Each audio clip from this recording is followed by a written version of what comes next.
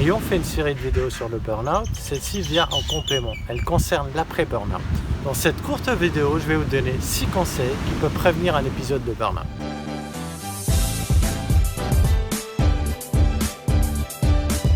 Pour les aider à changer par eux-mêmes, parce que la solution est toujours en vous.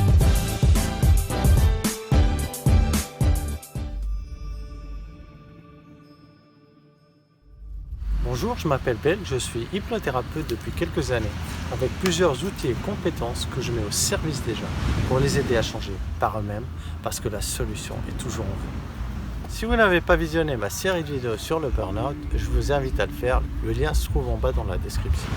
Dans cette vidéo, je vais vous donner 6 conseils qui peuvent prévenir un nouvel épisode de burn-out. Premièrement, ne reprenez pas trop tôt votre activité. Donnez-vous le temps de récupérer correctement pour pouvoir reprendre votre travail dans de bonnes conditions. Deuxièmement, assurez-vous de connaître vos limites. Apprenez à dire non pour ne pas trop vous épuiser et pour limiter les situations de stress chronique. Ainsi, vous ne vous laissez pas déborder par vos engagements. Troisièmement, soyez attentif à vos besoins et à votre épanouissement. Ménagez du temps pour des activités qui vous apportent de la stabilité et du bonheur. Quatrièmement, méfiez-vous du cynisme et de l'humour noir. N'adoptez pas une attitude blasée vis-à-vis de votre situation. Cinquièmement, ne vous isolez pas, continuez à effectuer des activités sociales régulières et ne vous détachez pas des autres. Sixièmement et dernièrement, rappelez-vous sans cesse votre valeur. Vous êtes une personne pleine de ressources et votre vie ne se limite pas à votre travail. Par exemple, vous avez pu subir un burn-out assez grave. Vivant pour votre travail, vous n'avez pas voulu prendre le temps nécessaire pour vous rétablir. Vous n'avez donc fait que vous enfoncer plus profondément dans votre mal-être. Pris d'idées suicidaires, vous êtes finalement obligé de vous arrêter. Cette situation doit vous forcer à reconsidérer votre façon de travailler et à ménager du temps pour vous épanouir. Vous aurez alors l'espoir de reprendre votre activité plus sainement.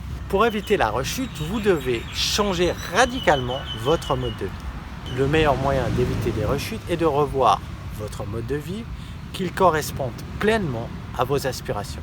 La question que vous devez vous poser, c'est comment concilier votre travail avec vos besoins personnels. Cet aspect, bien que difficile à gérer, est bénéfique à long terme, puisque vous ressortirez de cette épreuve en vous connaissant mieux.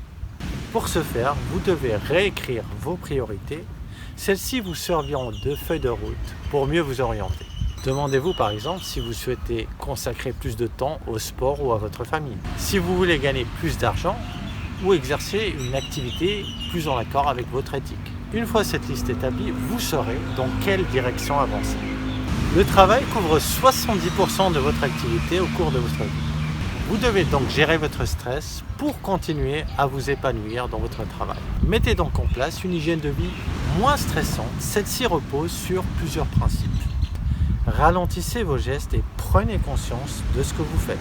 Mettez de côté votre esprit de compétition, faites du sport, marchez plus souvent, apprenez à être patient, diversifiez vos centres d'intérêt, communiquez ouvertement et honnêtement vos émotions à vos proches, délaissez vos habitudes de travail néfastes en mettant en priorité votre qualité de vie. Par exemple, vous avez enduré des changements sans précédent dans votre entreprise. Conscient de votre mal-être et de l'urgence de la situation, vous changez radicalement de vie durant les 6 mois d'arrêt maladie qui vous sont prescrits. Vous pouvez alors être beaucoup plus épanoui dans votre vie et vous serez prêt à reprendre une activité qui vous convient davantage. En somme, profitez de l'expérience du burn-out pour vous détacher de ce qui vous est imposé. C'est l'occasion de réfléchir à la manière dont vous voulez vivre votre vie. Ces conseils sont pour les personnes qui n'ont pas fait ma thérapie de 3 semaines sur le burn-out. Parce que pour tous ceux qui l'ont fait, un travail de fond a été effectué. Si vous voulez en savoir plus sur ma thérapie, je vous invite à visionner ma thérapie sur les blessures de l'âme et les schémas répétitifs.